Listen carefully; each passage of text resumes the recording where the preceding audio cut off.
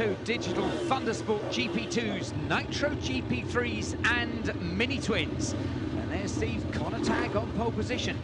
Yes, Connor Tagg, championship leader. He's on the Aprilia RRV 450. Next to him, another 450 of Jake Dixon. And then Liam Shelcock, another 450 Aprilia with Curtis Rothwell just on the outside of the front row. Connor Tagg, Robin, is at a point so far this season where if he keeps on going the way he is, he'll be champion before we even get to the last two rounds. Yeah, it's been a fantastic performance by him. Aided and abetted, it has to be said. And you see, that's a smallish grid now. We've had a bit of a rate of attrition in this series. A lot of unfortunate mishaps, particularly to the early championship leader, Riccardo Ballerini. Hurt himself at Anglesey, and I know he was hoping to get back before the end of the season. Well, there's still 3 rounds to go, but maybe he will. But at the moment, I think it's a shame that we've been deprived of his presence at the top of the championship. Yes, certainly here at Pembrey as well, where Rick does ride very well, and I believe before this weekend had the lap record in this class. A good start for Jake Dixon. He leads number 35 from Connor Tagg. A bit further back, there's James Robinson, one of the GP3 runners. Yes, indeed. Little James, very quick indeed. At the front, well, Jake Dixon and Connor Tagg, who are, of course, lively competitors at the top of the Aprilia RRV 450 Championship as well. And they're out on their Aprilias at the moment. They're out the front of this. It's going to be a fantastic head-to-head between them. But it's been very competitive also in the Mini-Twins, Steve. For most of the first half of the season, Ian Popplewell was the runaway leader in the Mini-Twin Championship. He was just picking off wins, and we thought there was a chance at one stage that he might win every single round of the year. But Curtis Rothwell has stuck his nose in there and become very quick indeed, and he's a doughty competitor, and he's nicked a good few wins off Ian recently. Yes, and Dave Palfreman also has been up there and been hassling Ian. I think Ian's still a surefire favourite for the championship, but had both Dave and Curtis been up at the start where they are now, then we may have seen a different championship. It's still Dixon that leads here from Connor Tagg.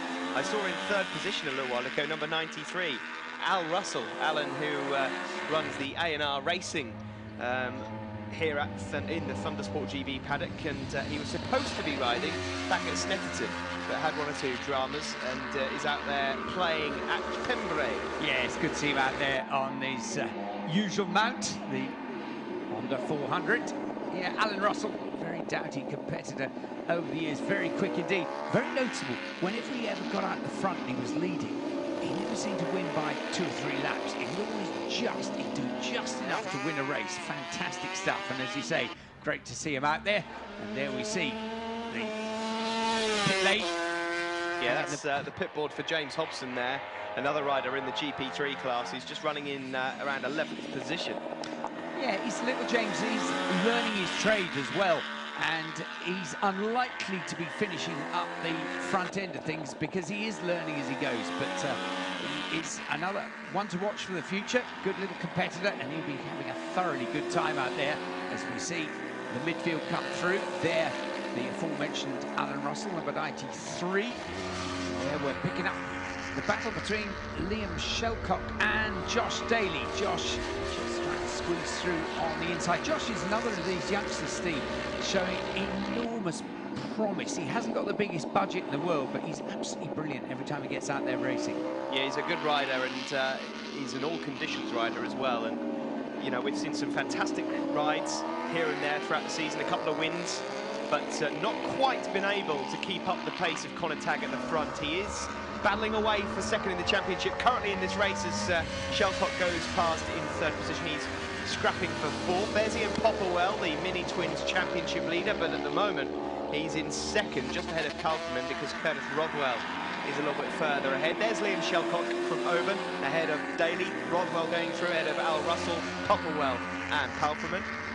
Yep, you see the similar team colours there of Rothwell and Palferman. There is Dave, his brother Adam, racing this weekend as well. In fact, both Dave and Adam racing all sorts of series. They get more racing miles in the weekend than almost anybody, except, of course, Connor Tagg, who's out there in these GP2s. And as we mentioned earlier, the 450 RRVs as well. Oh, just watching him through there. And for a moment, it was all getting a bit unship-shape, but they settle back in the line astern. Connor Tagg and Jake Dixon, they're sort of matching each other for fastest lap by lap. Yes, these 450 Aprilia's beautiful machines, eligible for the GP2 class, and they've been handling so well this season. But when you've got a rider as good as Connor Tagg on it, that's why he's got such a huge lead. Jake Dixon not normally attending the GP2 rounds. He normally sticks to his Aprilia 450 championship, but for this weekend, he fancied a little scrap here with his mate Connor.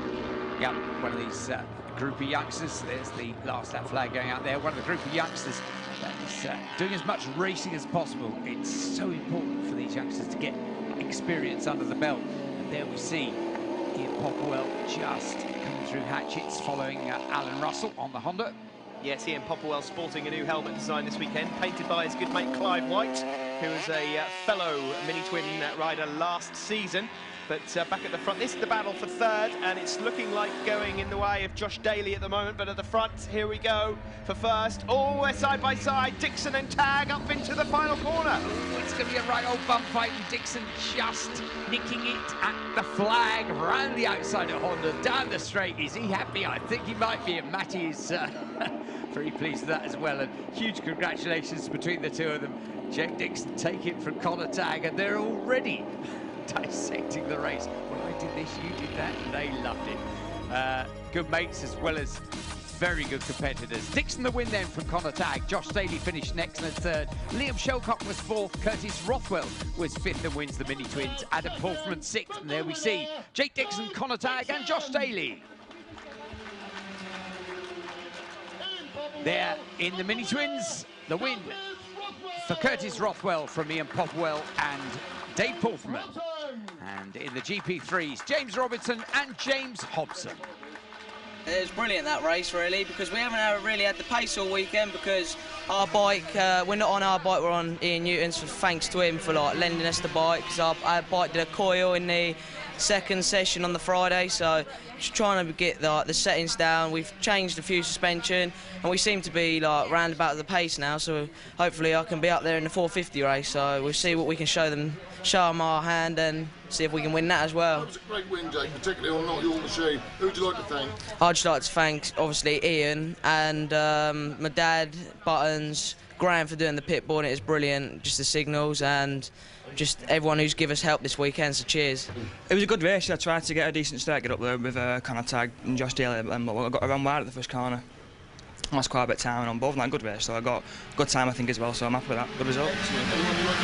Yeah, like a big thanks to SafeLink, Golmar, Adam and Mick Pelfman for letting me about this weekend again, my dad again, and Gore Spikes. It was good because I was struggling to get down with lap times from the start of the weekend, so in warm-up this morning I knocked off 1 second, so I'm happy, but I was good, I just couldn't get to the guys in front. Excellent, excellent. And anybody you'd like to thank? Yeah, I'd like to thank my mum and dad and just for supporting and Rocket Centre for helping us out.